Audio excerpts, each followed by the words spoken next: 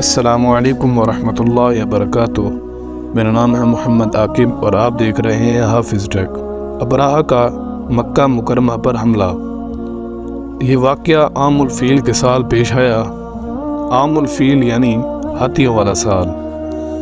اس سال کو ہاتھیوں والا سال اس لیے کہا جاتا ہے کہ ابراہہ نے ہاتھیوں کے ساتھ مکہ مکرمہ پر چڑھائی کی تھی۔ یہ واقعہ آپ علیہ الصلوۃ والسلام کی پیدائش سے چند دن قبل پیش آیا، اور یہ واقعہ کچھ اس طرح پیش آیا کہ ابراہہ جو کہ یمن کا عیسائی حاکم تھا، حج کے دنوں میں اس نے دیکھا کہ لوگ بیت اللہ کا حج کرنے جاتے ہیں۔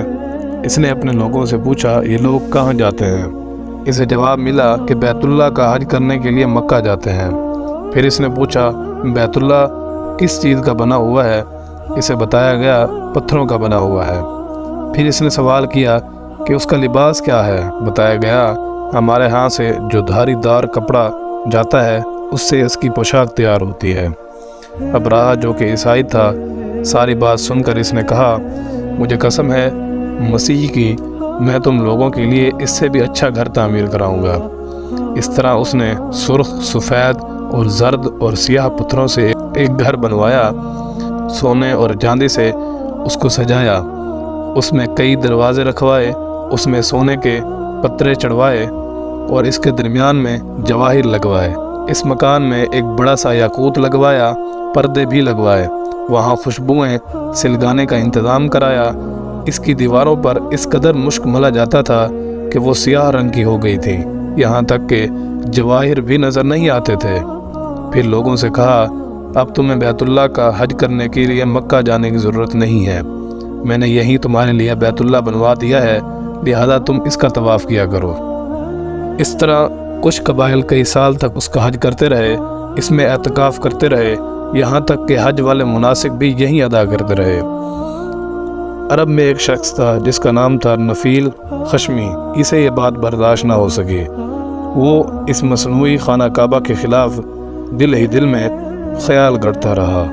آخر اس نے دل میں ٹھان لی کہ وہ ابراہہ کے اس عمارت کو گندہ کر کے چھوڑے گا۔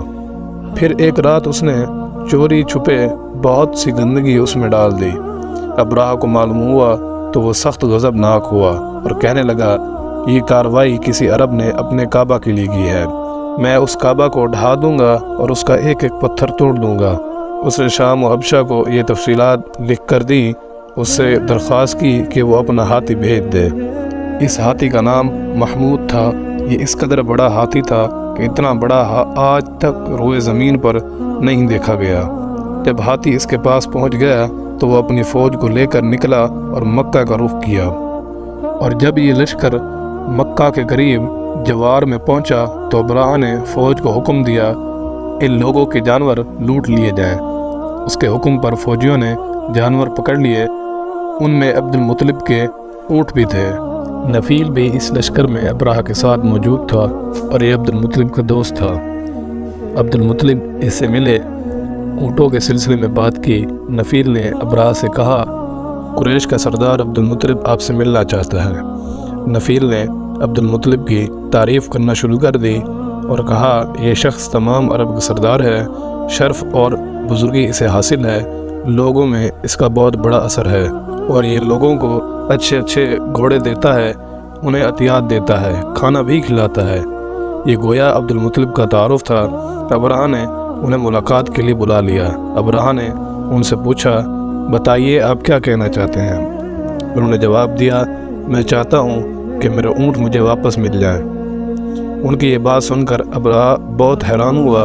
اس نے کہا مجھے تو بتایا گیا تھا کہ آپ عرب کے سردار ہیں، بہت عزت اور بزرگی والے ہیں، لیکن لگتا ہے کہ مجھ سے بہت ہی غلط بیانی کی گئی ہے، کیونکہ میرا خیال تھا کہ آپ مجھ سے بیت اللہ کے بارے میں بات کریں گے جس کو میں گرانے آیا ہوں اور جس کے ساتھ آپ سب کی عزت و واسطہ ہے، لیکن آپ نے تو سرے سے اس کی بات ہی نہیں کی اور اپنے اونٹوں کا رونا لے کر بیٹھ گئے۔ اس کی یہ بات سن کر عبد المطلب بولے آپ میرے اونٹ مجھے واپس کر دیجئے، بیت اللہ کے ساتھ جو چاہے کریں، اس لیے کہ اس گھر کا ایک مالک ہے جو ہمارا پروردگار ہے، وہ خود ہی اس کی حفاظت کرے گا، مجھے اس کے لیے فکر کرنے کی کوئی ضرورت نہیں۔ ان کی یہ بات سن کر ابراہہ نے حکم دیا ان کے اونٹ ان کو واپس کر دیے جائیں۔ جب انہیں ان کے اونٹ واپس مل گئے تو انہوں نے ان کے سموں پر چمڑے چڑھا دیے اور ان پر نشان لگا دیے۔ انہیں قربانی کے لیے وقف کر کے حرم میں چھوڑ دیا تاکہ پھر کوئی انہیں پکڑے تو حرم کا پروردگار ان پر غضب نازل کرے۔ پھر عبد المطلب ہیرا پہاڑ پر چڑھ گئے اور ان کے ساتھ ان کے کچھ ساتھی بھی، ان کے دوست بھی ان کے ساتھ تھے۔ انہوں نے اللہ تعالیٰ سے درخواست کی، اے اللہ، انسان اپنے سامان کی حفاظت خود کرتا ہے تو بھی اپنے سامان کی حفاظت خود کر۔ ادھر سے ابراہہ اپنے لشکر لے کر آگے بڑھا۔ ہاتھی پر سوار لشکر کے درمیان موجود تھا۔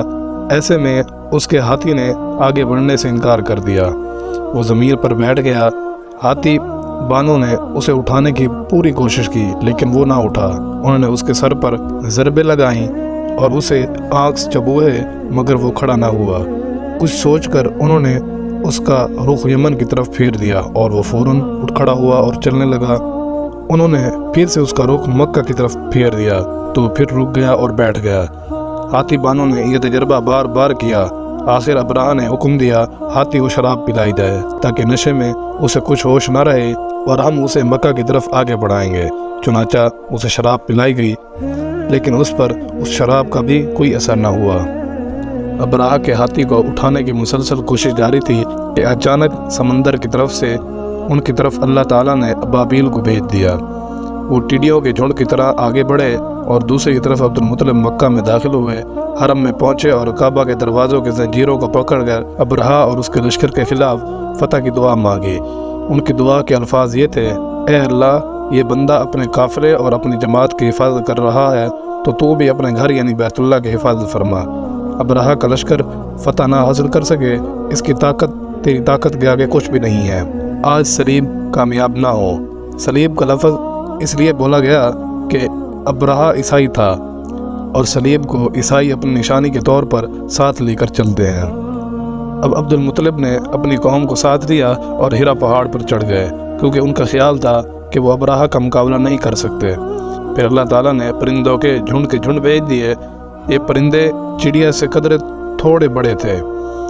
ان میں سے ہر پرندے کی چونچ میں پتھر کے 3 ٹکڑے تھے۔ یہ پتھر پرندوں نے ابراہہ کے لشکر پر گرانا شروع کر دیے۔ جو ہی یہ پتھر ان پر گرے، ان کے ٹکڑے ٹکڑے ہو گئے، بالکل اس طرح جیسے آج کسی جگہ کے اوپر سے بم گرایا جائے تو جسموں کے ٹکڑے ٹکڑے ہو جاتے ہیں۔ ابراہہ کا ہاتھی محمود البتہ ان کنکریوں سے محفوظ رہا، باقی سب ہاتھی تہس نہس ہو گئے۔ یہ ہاتھی 13 عدد تھے، سب کے سب کھائے ہوئے نحوست کے مانند ہو گئے۔ جیسا کہ سورۃ فیل میں آتا ہے، ابراہہ اور اس کے کچھ ساتھی تباہی کا یہ منظر دیکھ کر بری طرح بھاگے لیکن پرندوں نے ان کو بھی نہ چھوڑا۔ ابراہہ کے بارے میں طبقات میں لکھا ہے، اس کے جسم کا ایک عضو الگ ہو کر گرتا چلا گیا، یعنی وہ بھاگ رہا تھا اور اس کے جسم کے ایک حصہ الگ ہو کر گر رہا تھا۔ دوسری طرف عبد المطلب اس انتظار میں تھے کہ کب حملہ ہوتا ہے، لیکن حملہ آور جب مکہ میں داخل نہ ہوئے تو وہ حالات معلوم کرنے کے لیے نیچے اترے۔ مکہ سے باہر نکلے تب انہوں نے دیکھا سارا لشکر تباہ ہو چکا ہے۔ خوب مال و غنیمت ان کے ہاتھ لگا، بے شمار سامان ہاتھ آیا، مال میں سونا چاندی بھی بے تحاشا تھا۔ لشکر میں سے کچھ لوگ ایسے بھی تھے جو واپس نہیں بھاگے، یہ مکہ میں رہ گئے تھے۔